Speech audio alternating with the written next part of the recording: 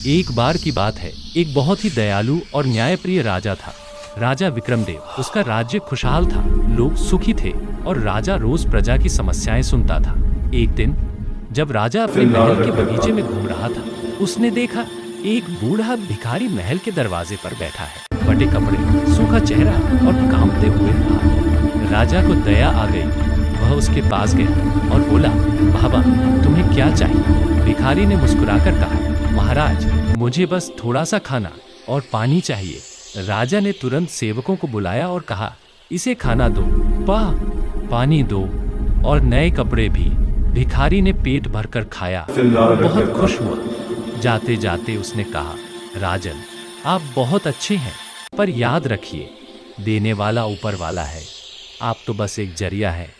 राजा को ये बात थोड़ी अजीब लगी। उसने सोचा, मैं राजा हूँ, मेरे पास दौलत है, मैं ही तो देता हूँ, ये ऊपर वाले की बात क्यों कर रहा है? अगले दिन राजा ने भिखारी को फिर बुलाया और कहा, अगर मैं तुम्हें सोने की मोहरें दूं, तो क्या तब भी कहोगे कि ऊपर वाला देता है?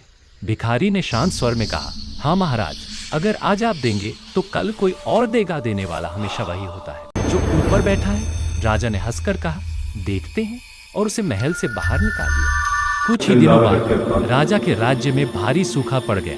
फसलें बर्बाद, जनता परेशान और राजकोष धीरे धीरे खाली होने लगा। राजा खुद भी चिंतित रहने लगा।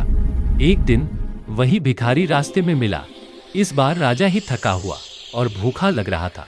भिखारी ने बिना कुछ सोचे अपनी झोली से रोटी निकाली और राजा को दी। राजा ने आंसू भरी आंखों से कहा, बाबा, आज तो हालात बदल गए, अब तो आप दे रहे हैं। भिखारी मुस्कुराया, महाराज, मैंने नहीं दिया, बस आज उसने मेरे हाथों से दिया। राजा को सच्चाई समझ आ गई। उसने सिर झुका लिया और बोला, सच कहा था तुमने बाबा, जो देता है वह ऊपर वाला है, हम सब तो बस उसके हाथों के खिलौने हैं। उस दिन से राजा